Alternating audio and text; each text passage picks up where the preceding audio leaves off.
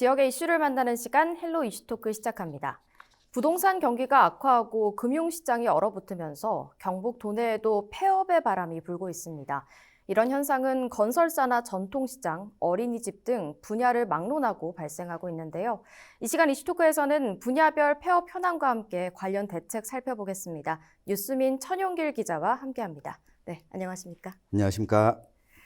네, 우선 가장 먼저 우리 지역의 건설사 폐업 현황부터 살펴보겠습니다. 네, 국토교통부 건설산업정보시스템 자료를 보면요. 올해 4월 18일까지, 그러니까 올해 4월까지 기간 동안만 이 폐업한 건설사가 1,096곳이었습니다. 네. 이 가운데 이 경북이 56곳, 이 대구가 22곳이 포함되어 있었는데요.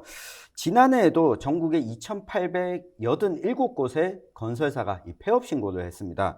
이 경북은 174곳, 이 대구도 60곳의 건설사가 폐업을 했는데 지난해부터 올해까지 계속해서 이 건설사 폐업 신고가 이어지고 있는 상황이다. 이렇게 보시면 될 것 같습니다. 네. 이렇게 줄 폐업하고 있는 이유와 관련해서는 아무래도 이 아파트 공사를 마쳤음에도 불구하고 미분양 주택 물량이 꾸준히 해소되지 않는 문제가 있고요. 여기다가 이 고금리 문제, 자재값 상승 등이 포함되어 있습니다.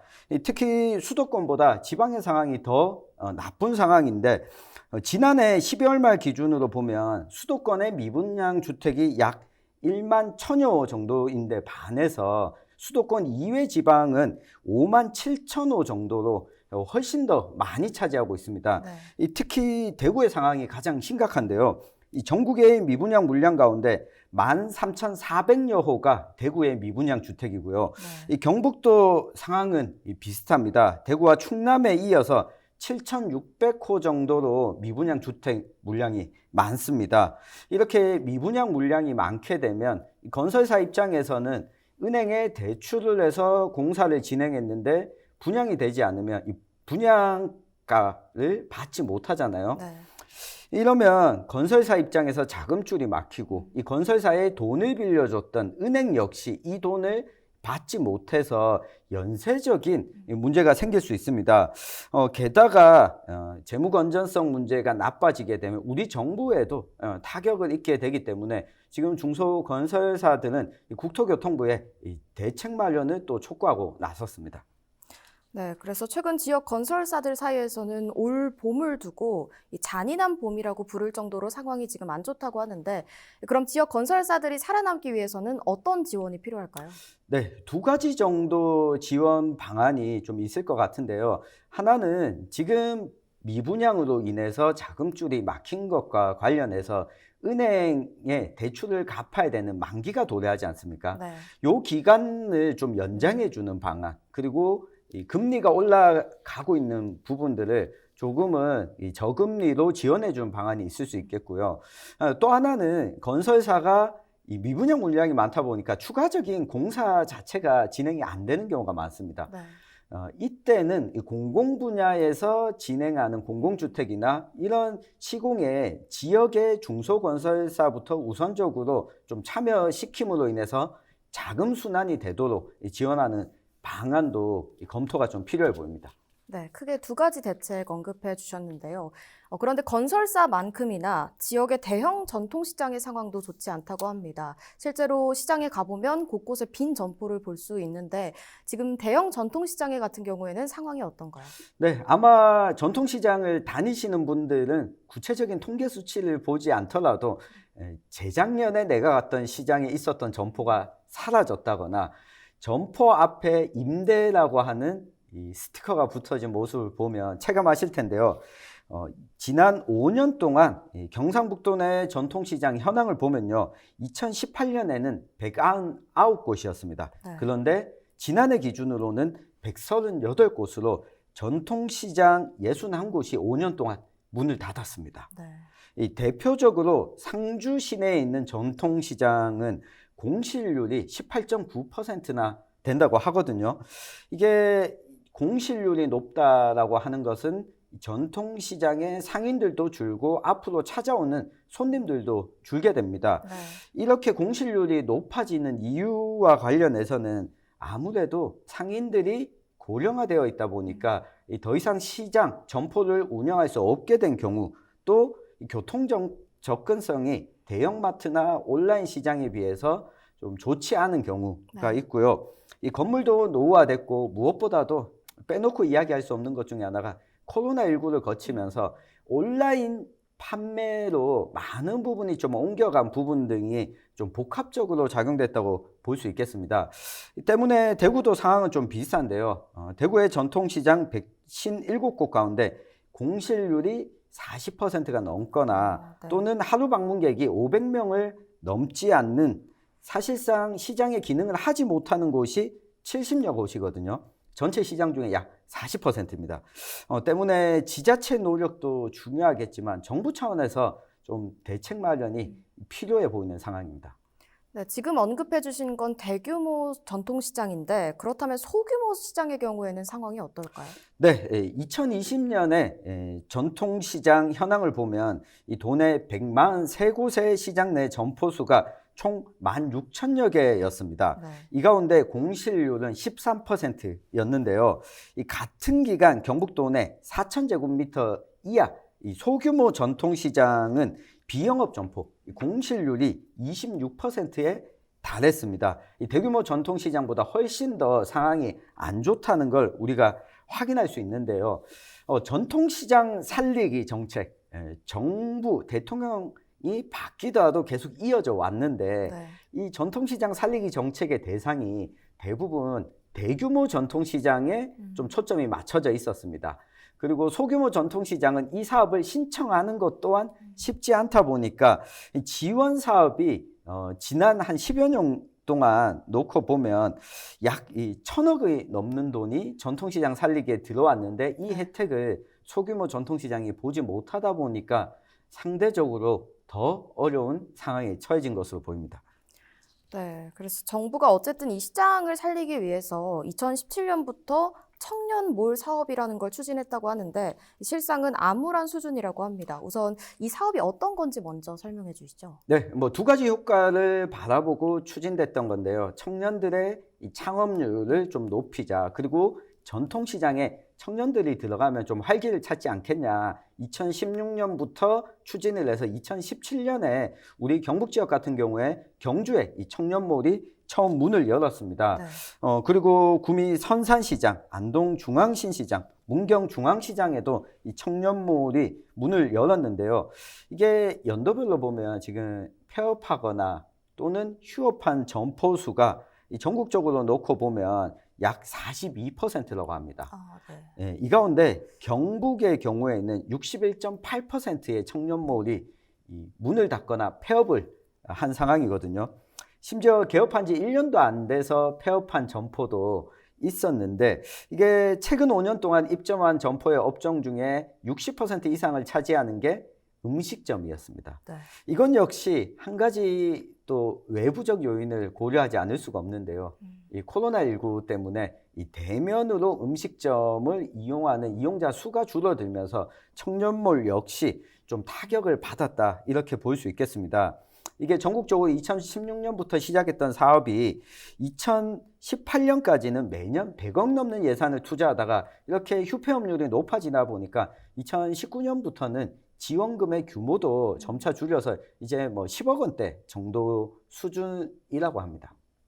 네, 그런데 이 청년몰 폐업의 가장 큰 원인으로 한 관계자가 이 청년들의 운영 미숙을 꼽았다고 하는데 이 부분에 대해서는 어떻게 생각하십니까? 네, 이 청년들이 처음 서비스업 그리고 점포를 운영하다 보니까 미숙한 부분이 생길 수는 있습니다. 근데 앞서 전통시장의 이 폐업률, 공실률이 청년몰이 아니라 전통시장 자체가 위기지 않습니까? 네. 그렇다면 청년들이 전통시장 안에 들어갔을 때 어떻게 좀 시너지 효과를 낼 수 있는지, 아무래도 미숙한 부분이 있다면 이걸 후속 지원들을 어떻게 해줄지 이 계획이 좀 부족했다라고 하는 측면도 고려해 볼 수가 있겠고요. 그리고 전문가들은 전통시장 수요 자체가 줄어들고 있기 때문에 청년들이 거기 들어간다고 하더라도 어려운 것은 매한가지다. 여기다가 나이가 좀 있는 고령의 상인들은 오랫동안 해왔던 사업이기 때문에 장사가 좀 되지 않는다고 하더라도 여기에 계속 점포를 운영하는 데 반해서 네. 청년들은 하다가 안 됐을 때 빨리 내가 포기를 해야 다른 것을 하면서 살아갈 수 있지 않겠습니까? 네. 이런 요인도 같이 좀 포함됐다라고 볼 수 있겠는데 이 최초의 투자뿐만 아니라 지속적인 후속 지원책은 부족한 점이 없었는지 좀 따져봐야 되지 않을까 싶습니다. 한편으로는 실패할 수밖에 없는 구조였다라는 생각도 드는데요. 네. 그럼 이번에는 어린이집 문제도 살펴보도록 하겠습니다. 사실 어린이집 폐업은 전국적인 문제이기는 하지만 지난 10년간 대구 경북에서만 1,200곳이 폐업을 했다고 합니다. 우리 지역 현황 먼저 짚어주시죠.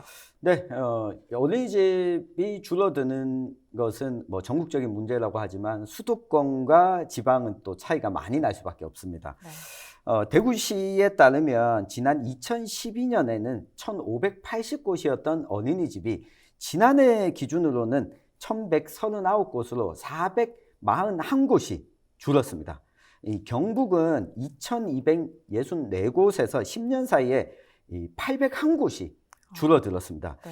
대구와 경북을 포함하면 이 10년 동안 어린이집이 약 1,200여 곳 정도가 줄어든 셈인데요. 특히 어린이집 감소폭은 민간 어린이집, 가정 어린이집에 좀 두드러지게 나타났습니다. 이 전체 어린이집이 줄어든 숫자보다 민간과 가정 어린이집이 줄어든 숫자가 훨씬 더 많았거든요. 이 이야기는 민간 가정 어린이집이 이만큼 줄어들고 이 공공형 법인 어린이집은 조금 늘었다, 이렇게 볼 수 있겠는데요. 네. 어린이집이 감소하는 이유로 뭐 출생아 수가 줄어드는 문제, 당연히 첫 번째로 꼽힙니다. 2012년에 경북의 출생아 수가 24,600여 명이었는데 네. 10년이 지난 지난해는 11,300명으로 절반 네. 이상이 줄었습니다. 아무래도 이용하게 되는 어린이 수가 줄어든 측면도 있고요. 이 정원 대비 현원, 그러니까 어린이집이 과정마다 받을 수 있는 최대 정원 대비 실제 등원하고 있는 어린이 수 역시 감소했는데요. 2012년 경북 지역 어린이집 정원은 96,300여 명이었던 데 반해서 10년이 지난 지난해 기준으로는 72,000여 명, 그러니까 포함할 수 있는 어린이집 규모 자체도 줄었다고 볼 수 있겠습니다.